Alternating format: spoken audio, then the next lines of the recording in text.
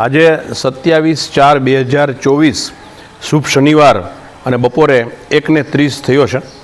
અમે બધા જ નસીબદાર, ભાગ્યશાળી, પુણ્યશાળી જીવ જે માતાજીએ નક્કી કરેલા છે, નિમિત્ત કરે દર વખતે માતાજી કોઈકને મોકલી દે છે। આજે આ બે દીકરીઓ માંડલના દરબારમાં મા પાસે પધારેલી છે અને બંને દીકરીઓ પાસે આપણે કળશ લઈ અને 51 શક્તિપીઠની પ્રદક્ષિણા કરાવી અને માના ગર્ભગૃહમાં કળશ મુકાવ્યો। ક્યાંથી આવે છે, કોણ આવે છે, ઘણીવાર કોઈને પહેલી વાર મળતા હોય પણ આવું થતું હોય છે। ભાઈઓ, જય અંબા, જય ખંભલાઈમાં।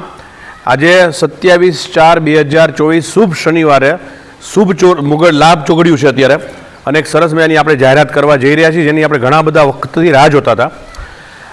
સૌ પ્રથમ તો આપણે જે આપણું નિજ મંદિર છે એની ઉપર આપણે જ્યારે આપણે જે પ્રસંગ કર્યો શ્રી મહાબુદ્ધિ પ્રદાન સાવિત્રી ગાયત્રી સરસ્વતી બ્રહ્મ યજ્ઞ, ત્યારે આપણે સુવર્ણ કળશની જાહેરાત કરેલી અને કેવળ ખંભલાઈમાની કૃપાથી 10-15 મિનિટની અંદર બધા 140 કુલ કળશ થાય છે, જેમાં 8 દુ 16 એટલે 16 દુ 32 કળશ, 32 કળશ છે એ મુખ્ય શિખરના છે, 108 કળશ છે એ નૃત્ય મંડપની ઉપરના છે। આ બધા જ કળશના દાતાઓ નોંધાઈ ગયેલા। તમામ કળશ આપણે ત્રાંબાના, આ દીકરી પાસે છે આવા ત્રાંબાના કળશ બનશે 2 સાઇઝમાં। આ જે બનશે એ મુખ્ય શિખર ઉપર લાગશે, જે પ્રમાણમાં થોડાક નાના હશે। આ જે છે એ નૃત્ય મંડપ ઉપર લાગશે। 108 કળશ આવડા લાગવાના છે। આની ઉપર અત્યારે 24 કેરેટ ગોલ્ડ સુવર્ણ ચડાવવામાં આવેલું છે। આ એનું સેમ્પલ આવેલું છે, આના પર ચડાવવાનું બાકી છે, પણ બંને ઉપર 24 ગઈકાલે જ અમે લોકો અમદાવાદ જઈ અને બધી જ પ્રક્રિયાઓ જે અગાઉની હોય પૂરી કરી આવ્યા છે, અને હવે ટૂંક સમયમાં કળશ બનીને લગભગ 1 મહિનામાં કળશ બનીને આવી જશે અને પછી એના પર સુવર્ણ ચડાવવાનું કામ શરૂ થશે। આ દુર્લભ કામ છે આખા ભારતમાં। આપણી જાણ મુજબ એક અંબાજીનું મંદિર છે જેમાં સુવર્ણ કળશ છે, એક સોમનાથનું મંદિર છે અને એમાં સુવર્ણ કળશ છે, ત્રીજું મંદિર આપણું થવા જઈ રહ્યું છે ખંભલાઈ માતાજીનું, જેના નિજ મંદિર ગામની અંદર જે મા જ્યાં સ્વયં બિરાજે છે એના નૃત્ય મંડપ અને મુખ્ય શિખરના તમામ કળશ હવે સુવર્ણના થવા જઈ રહ્યા છે। એક તો ખાસ એના માટે આપણે શું કરવાના છે એની વાત આપણે કરીએ। બીજું કે આપણે આપણા 16-17 વર્ષના છેલ્લા કારકિર્દી દરમિયાન આપણે એક ભૈરવ દાદા સિવાય બધું જ કાર્ય માતાજી આપણી પાસે લગભગ સંપન્ન કરાવ્યું છે। એક લક્ષચંડી બાકી છે અને એક અતિરુદ્ર બાકી છે, પણ એના સિવાય લગભગ બધા કાર્ય સંપૂર્ણ માતાજીએ કરાવેલા છે। ભૈરવ દાદાનું કાર્ય ઘણા બધા વખતથી બાકી હતું। આપણા જ પરિવારના એક દાતાશ્રીએ સિંગલ એનું ડોનેશન આપેલું છે અને આપણે વિશ્વની સૌથી મોટી ભૈરવ દાદાની મૂર્તિ બનાવવા આપેલી છે જયપુરમાં, જેનું લગભગ 90-95% કાર્ય પૂરું થઈ ગયું છે। કાળા પથ્થરમાંથી જે 32 ટનનો પથ્થર હતો, 32,000 કિલો વજનનો, જેમાંથી 12,000 કિલો પથ્થરને એક્સકેવેટ કરીને 20 ટનની એટલે 20,000 કિલોની ભૈરવ દાદાની 11 ફૂટ ઊંચી, 7 થી 8 ફૂટ પોળી અને 5 ફૂટ જાડી એવી મૂર્તિ બનવા જઈ રહી છે। એમનું વાહન જે છે ભગવાને એમને આપેલો છે શ્વાન, એનું પણ આપણે 5 ફૂટનો વિશાળકાય શ્વાન બનાવવા આપેલો છે, અને આ બધું જ થઈને લગભગ ઓક્ટોબર મહિનામાં કે સપ્ટેમ્બર મહિનામાં માંડલ આવી જશે। એની પણ આપણે પ્રાણ પ્રતિષ્ઠા અને એમનું પણ અનુષ્ઠાન કરાવવા આપણે જઈ રહ્યા છીએ। એટલે જે લોકો વર્ષોથી માતાજી સાથે ડિસેમ્બરમાં જોડાયેલા રહે છે, એવા જે ભાગ્યશાળી યજમાનશ્રીઓ છે એ આ વિડીયોને ધ્યાનથી સાંભળે અને જેમ બને એમ ઝડપથી રેસિપ્રોકેટ કરે। આપણે શું કરવા જવાના છીએ, તો આપણે સૌથી પહેલાં તો ફરી એકવાર માતાજી દરેક વખતે બ્રાહ્મણ છીએ એટલે અઘરા નામ આપે છે, તો આનું નામ પણ બહુ જ અઘરું છે પણ હૃદયમાં વસેલું છે। નામ આપણે આપેલું છે શ્રી સુવર્ણ કળશ શ્રી રૂરુ ભૈરવ દાદા પ્રાણ પ્રતિષ્ઠા શ્રી સહસ્ત્રચંડી મહાશક્તિ યજ્ઞ। શ્રી સુવર્ણ કળશ શ્રી રૂરુ ભૈરવ દાદા પ્રાણ પ્રતિષ્ઠા મહોત્સવ અથવા નિમિત્તે શ્રી સહસ્ત્રચંડી મહાશક્તિ યજ્ઞ, જે 6 દિવસનો કુલ કાર્યક્રમ રહેશે। પહેલે દિવસે પ્રાયશ્ચિત અને બાકીના 6 દિવસ એનું શિડ્યુલ કેવી રીતે એ બધી વાત આપણે પછી કરશું।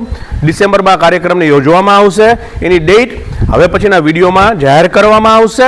અત્યારે ડેટ નક્કી કરવામાં આવેલી નથી, પણ એ પહેલાં સુવર્ણ કળશ બનાવી દેવામાં આવશે, રૂરુ ભૈરવ દાદાની મૂર્તિને માંડલ લાવી દેવામાં આવશે, અને પછી એના ઉપર પહેલાં તો સૌથી પહેલાં આપણે જેટલા બને એટલા જાપ, જેટલા બને એટલા રૂરુ ભૈરવ દાદાના જાપ, સહસ્ત્રચંડી માટે આપણે જેટલા ચંડીપાઠ કરાવડાવવા પડે 1111 ચંડીપાઠ, તો એ ચંડીપાઠ એનું એક અનુષ્ઠાન કરશું, જેમાં 36 ભૂદેવો ભાગ લેશે, 36 દિવસ માંડલ રોકાશે અને આપણે એક મહા અનુષ્ઠાન આનું કરશું.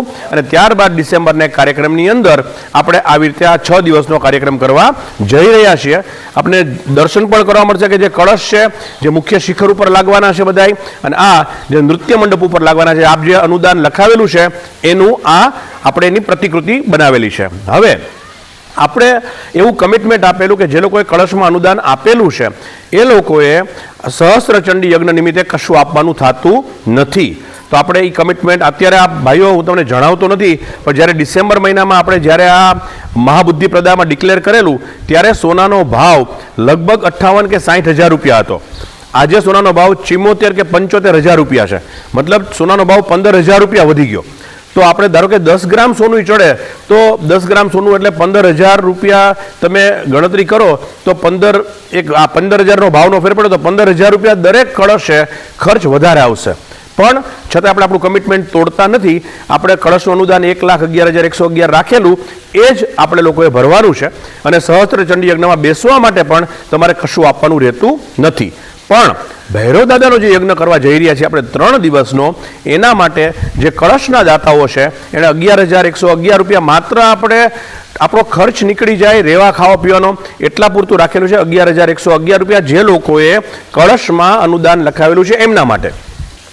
જે લોકોએ કળશમાં અનુદાન નથી લખાવેલું અને એમણે આ સહસ્ત્રચંડી યજ્ઞ અને ભૈરવ દાદાના યજ્ઞમાં બેસવાનો લાભ લેવાનો છે, એમણે 33,333 આપણે જે ભરવાના થાય છે એ ભરવાથી એના નામ લખી શકાશે.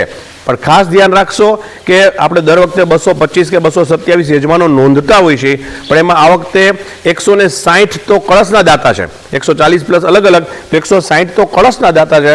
એટલે બાકીની સંખ્યા માત્ર 60-70 જ રહી. એટલા લોકો જે લોકોએ કળશમાં નામ નથી લખાવેલું અને એમણે આ ડિસેમ્બરના યજ્ઞમાં ભાગ લેવાનો છે, એમણે 33,333 લખાવીને આ યજ્ઞનો ભાગ એ લોકો લઈ શકશે. એટલે હૃદયથી બધાઈને માતાને પ્રાર્થના કરજો.